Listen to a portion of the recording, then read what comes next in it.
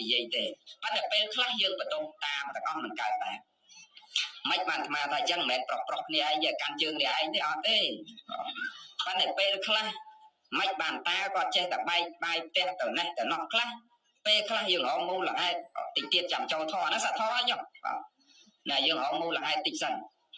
ថាពេលខ្លះប្តីមិនចង់នៅផ្ទះមិនចង់នៅក្បែរមកពីចូលផ្ទះវាមិនដែលមានសេរីសួស្តី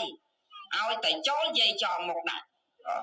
ចូលយាយចងមុខដាក់អាបាយមិនដាំស៊ីខអាវមិនបោកមិនគក់សម្ដីសម្ដៅអសរោះជេរបចោបើមិនមែនញងឯណាទេណាពីអត់ទេណាញងទីឲ្យណាទេណា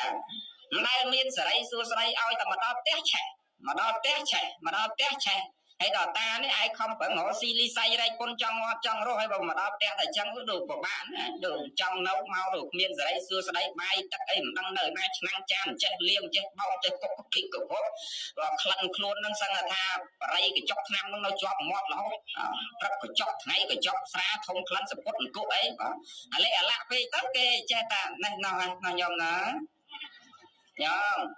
ហើយអានេះមកពីយើងខ្លះដែរយើងរកមូលហេតុប្រាប់បងប្អូនស្រីស្រីក្រៅ